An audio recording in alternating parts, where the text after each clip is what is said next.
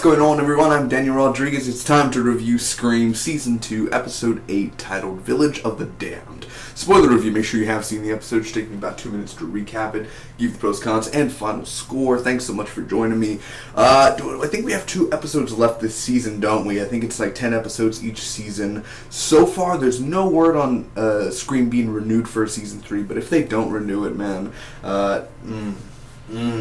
I'm going to be very pissed off, man, because Scream so far, I like this season a little bit more than Season 1, man. Season 1, again, is kind of a blur for me. Every now and then there are a few memorable moments from Season 1, and I remember watching it week to week, and it was so fun and very new, because we were getting used to the characters. We were getting acquainted to these mysterious characters. Who's the killer? Who's not? Who's this? Who's that? Is Kieran the killer? You know what I mean? And now Season 2, we already know these characters. At least we think we know these characters. So these characters just mean a lot more to us. Like, we've been in the journey with these characters so much.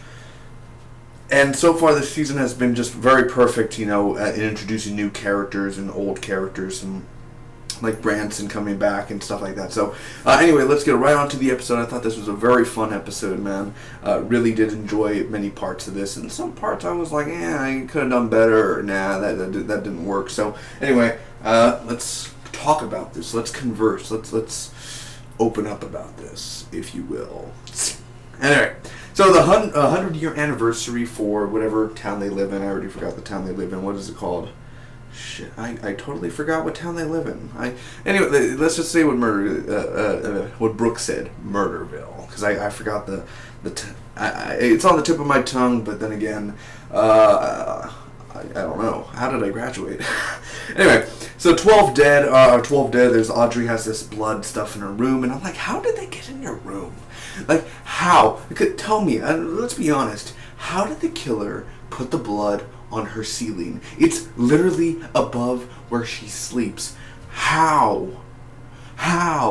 Do you tell me that Audrey is a tight sleeper, that the killer went on her bed and was like, oh man, I hope I don't fall, let me just get this like pig blood and just, like, you know what I mean? Like, how do you do it? I know it's a TV show, but how?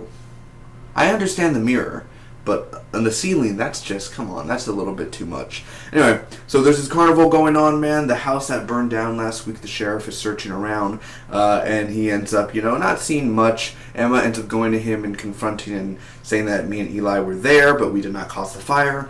So Stavo confronts, the sheriff confronts Stavo, which is his son, and this scene worked, and then it didn't work, because the sheriff walks in, or Stavo walks in, and the sheriff's running through a bunch of Stavo stuff, and Stavo's like, what the hell are you doing? And I understand, it's your room, your privacy, your little stuff. I understand. I don't want someone messing with my stuff. I understand. It's your private stuff, privacy, man. I understand. We all need privacy. But the thing is he's like, the sheriff is like, I'm responsible for everybody's life in this town. But the thing is the sheriff said a bit, what the hell? Like, don't use that tone with me, young man. I pay for this house. Every room in this damn house is mine. This is my room. So what do you mean? Like, you know what I mean? Like, he just took it. He didn't really talk back. Like, the sheriff should have put the boot down, man, and said, no, I pay for this house. What do you mean? You don't talk to me like that. You know what I mean? Like, he should have just done that. I was just kind of disappointed with that. Wasn't anyone else kind of wanting him to be a little bit more rough, Gustavo? But Eli used to be a stalker. I think he still is a stalker. But it's one thing to be outside somebody's house, but when you're inside a person's bedroom, that's insane. It's not insane to be followed, but it's insane to actually be inside the house. That's more asylum than anything else. But anyway, Audrey wants to confess to Emma, and Zoe and Brooke are drinking before they do this little speech or pageant at the carnival. So Audrey and Emma are at the carnival. Of course, Eli shows up, and Kieran ends up hitting him. There's this whole just fight between them. Not like a big fight, but Eli grabs her, and Kieran sees, and he pushes her, and then Kieran ends up freaking hitting him like 2, 3, 4 times, and Eli's bleeding, and it's a big mess, man. But it was the most exciting thing about the whole episode. After that, Zoe has her speech. She does very well. Also, Noah Foster gave her some flowers before. Very nice. Everyone, every lady wants Noah Foster to bring her flowers. I mean, come on. Anyway, Brooke does her speech. She's obviously drunk. And the thing, I want a personal segment real quick. Young people drink, alright, and, even middle school, there were those few that the parents don't really care. And they're like, young people drink. And the thing is, it's fine, you want to ease your pain, you're going through something hard, you want to do it, go ahead. It's your life, you want to screw it up, it don't matter, who cares, you can drink, you want to drink. But the thing is like, I don't even know where I'm really going with it. I'm just saying, like, I've met so many people where, like, before I graduated, my class, like, the school I was at, all the girls just like drank hard sort of thing because they were either pregnant. Like I went to a school like that where they were in gangs or they were pregnant and they needed like, they dropped out years before and they're in their 20s and some are 18, 19 and have 3 kids. It's a school like that. And they all drank, but back in like a regular school, it's like you can't really find anyone around 17, 16 that really drinks hard. And it's very disappointing, honestly. Because it's, I don't know, it's just like many people see drinking as like, ew, it's gross, it tastes bad, or tequila or anything like that, like it tastes horrible. And I'm rambling on a little bit, I should go back to Scream, but either way, I mean, if you could relate any, because if you've tasted any of that, man, and you know how delicious it is, like it has a delicious taste. It's not a gross taste whatsoever. It's easy to swallow. I mean, the first thing is the hardest, it burns. After that, you could just go boom, boom, boom, boom, breathe a little bit, boom, boom. It's not the hardest thing in the world, and it gets the job done. You drink and you get numb, and it's a better feeling than anything in the world. You just kind of lose that feeling. So I don't know if I could be able to do a speech. I'd probably just be like, that. But Brooke did good. I'm sorry I took like 2 minutes of your life, but anyway, Brooke did awesome, man. The basic thing is, drink up. There ain't no alcohol in heaven, so drink up now. Anyway, so she cries and everything, and she's like, Jake would have loved this, and I'm thinking to myself like, oh, Jake wasn't smart, so he probably wouldn't really give a shit. But either way, it was very, very a big emotional thing. I wasn't crying, but I was more making fun. But she did good. The actress who played Brooke did fantastic. She really, really awesome. So that was awesome, and she called it Murderville. So Branson was actually in the fire. We actually find that out. And the killer has Kieran, so Emma is searching through this madhouse. And Kieran is in the mask. Kieran is actually like that Dark Knight scene where a bunch of the good guys are like wrapped up in the bad Joker like henchman armor. So basically Kieran is not framed like that. I was literally pissed. I was like, don't do that. Don't end the episode like that and then next week they're gonna have Kieran in court or something, or like, I'm glad they didn't do that, like that whole route there. So anyway, Kieran is in the mask and he has a mouth taped. He's fine after that. Stavo is with Brooke at the end, and Audrey's confession is uploaded where Emma hears a confession about bringing Piper to Lakewood, and then yeah, I can explain.